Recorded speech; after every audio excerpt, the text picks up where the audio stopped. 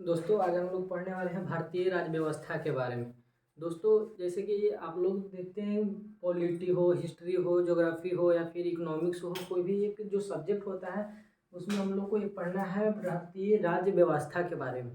दोस्तों आइए जानते हैं कि भारतीय राज्य व्यवस्था है क्या, भारत की व्यवस्था क्या है, कैसे कैसे भारत को शासन चलाने के लिए नियम लगाया गया है। तो आइए दोस्तों आज हम लोग देखते हैं क्या कैसे होता है सब कुछ। तो सबसे पहले आपको ऊपर में हेडिंग दिख रहा होगा कि भारतीय राज्य व्यवस्था है क्या। तो भारतीय राज्य व्यवस्था कहने का मतलब है कि जैसे एक भारत अपना देश है, हालांकि हम लोग बोलते हैं कि भारत एक क्या है, अपना देश है, ठीक है, भारत देश है। लेकिन हमको देखना है कि यदि कोई राज्य है तो राज्य हम लोग किसे कहते हैं, राज्य क्या होता है, देश क्या होता है। तो हम लोग आइए देखते हैं पहले। तो राज्य हम लोग उसी को कहते हैं, जैसे जानते हैं कि एक निश्चित क्षेत्रफल होता है।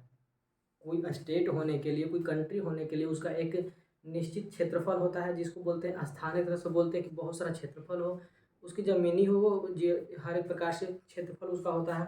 फिर बोलते हैं कि उसकी एक जनसंख्या होना चाहिए, क्षेत्रफल हो, जनसंख्या हो, और एक बोलते हैं उसे संप्रभु, क्या बोलते हैं, संप्रभुता।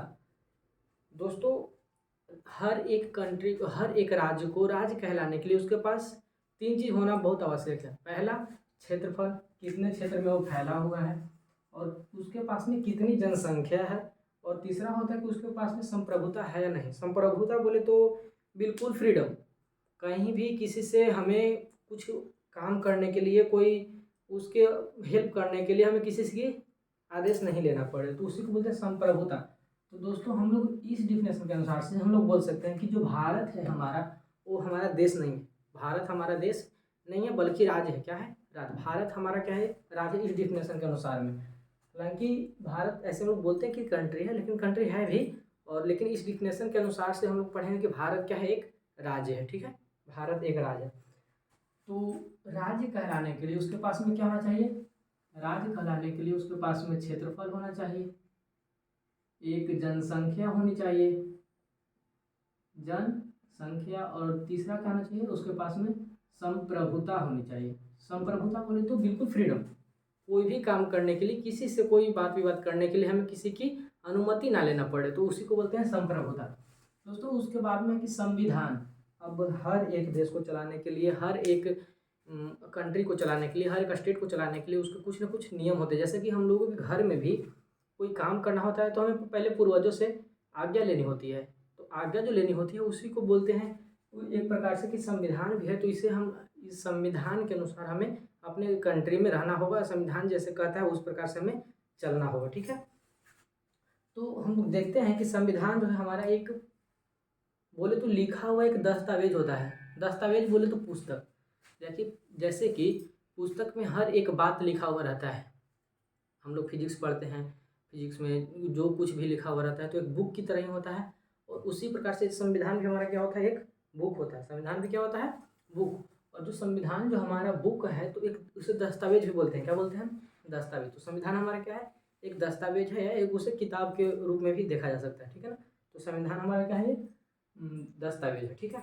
अब आइए देखते हैं ये संविधान हमें ज़रूरत क्यों पड़ा। क्योंकि हमें किसी भी राज्य को या किसी भी देश को चलाने के लिए एक व्यवस्थित ढंग की आवश्यकता होती है, कि हम किस कानून की आवश्यकता होती है। उसी प्रकार से संविधान को बनाया गया है कि हम अपने देश को कैसे चलाएं, हम अपने राज्य को कैसे बिल्कुल शांति से रख सकें, ठीक है ना। उसके बाद में क्या है कि होता है कुछ दिन कैबिनेट मिशन हमारे यहाँ फिर आता है। जैसे कि हम बोले तो संविधान जैसे हमारे लागू हुआ था उसके बाद में कैबिनेट मिशन जो है हमारे भारत में आया था, और इसके तीन मंत्री यहाँ कैबिनेट के तीन लोग आए थे। पैथिक लॉरेंस आए थे, स्टेफोर्ड क्रिप्स आए थे, और A B Alexander. Pethick Lawrence, Stafford Cripps, A B Alexander. A B Alexander आपका थे नौसेना मंत्री। क्या थे, नौसेना मंत्री। दोस्तों ये तो बात की बात है, लेकिन आते हैं कैबिनेट मिशन का भारत में आगमन हुआ था मार्च 1946 में। इसका आगमन कब हुआ था, मार्च 1946 में कैबिनेट मिशन का आगमन भारत में हुआ था। मार्च 1946 में जब भारत में इसका आगमन हुआ तो पहले हम लोग के घर में पहले कोई अगर जैसे कोई विवाह शादी के लिए अगुआ वगैरह वगैरह आता है तो पहले उसको क्या किया जाता है, पहले उसको आगमन किया जाता है, स्वागत किया जाता है। उसके बाद में क्या होता है कि चुनाव किया जाता है कि लड़का पसंद है कि नहीं है, फिर उसके बाद में क्या कि गठन। अब हम लोग क्या करें, अब तय तय तमाना होता है, उसके बाद में क्या होता है, एक बैठक के रूप में होता है, पूर्ण रूप से तय तमाने हो जाती है। तो बात वह है तो वही है। आगमन पहले हुआ था इनका मार्च में। कब हुआ था? आगमन हुआ था मार्च में। अब दोस्तों तो मार्च में तो आगमन हो गया, मार्च में क्या हुआ, आगमन हो गया। अब हमें चाहिए कि चुनाव कब होगा, हम अगुआ को बुलाएं, स्वागत भी कर दिए। अब उसके बाद में बोले थी हमें लड़की कब दिखाइएगा, तो लड़की दिखाने का बाद मतलब कि चुनाव कब होगा, तो चुनाव होता है कब, जुलाई में। जुलाई में चुनाव कब होता है, चुनाव होता है जाकर के जुलाई में। और आपको बतला दें फिर से कि ये जो जुलाई में जब चुनाव हुआ तो उसके बाद गठन भी तो होना है ना। गठन कब होता है, तो गठन आकर के नवंबर में होती है। कब होती है गठन, गठन आकर के नवंबर महीने में होती है, ठीक है। और बैठक जाकर के होती है दिसंबर में। बैठक कब होता है, दिसंबर में। और इस सभी जो मंथ हैं सिर्फ एक ही वर्ष के लिए बात किया गया है, 1946 ईस्वी की बात कब किया गया है, 1946 ईस्वी की। इसका आगमन हम लोग किए थे मार्च में, चुनाव हुआ था उसका जुलाई में, गठन हुआ था नवंबर में, और बैठक हुआ था दिसंबर में। और ईस्वी सभी का सेम है 1946, ईस्वी कब है, इसमें सभी का सेम है 1946, ठीक है।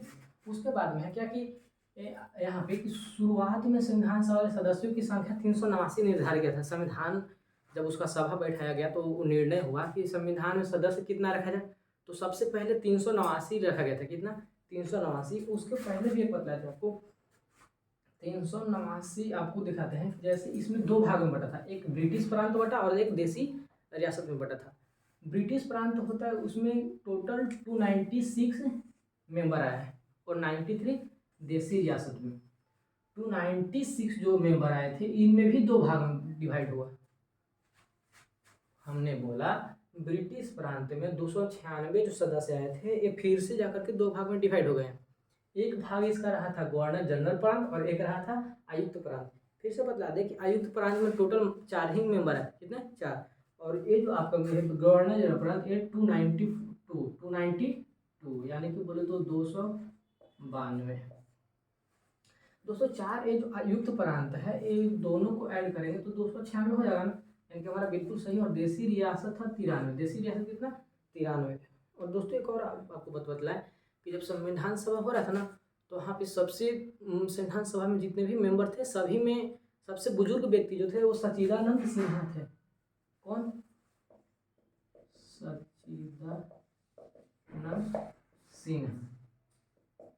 और इस सच्चिदानंद सिन्हा जो सबसे बुजुर्ग थे ये जाकर के संविधान सभा के पहले, ये सच्चिदानंद सिन्हा बिहार से बिलोंग करते थे। कहाँ से, बिहार से बिलोंग करते थे। फिर संविधान सभा के लिए सबसे अधिक सदस्य संयुक्त प्रांत कहाँ से, संयुक्त प्रांत उत्तर प्रदेश से चुना गया था। उत्तर प्रदेश से कितना, 55। उत्तर प्रदेश से कितने चुने गए, 55। उत्तर प्रदेश से कितने, 55। दोस्तों मिलते हैं अगले वीडियो में। Thanks for watching.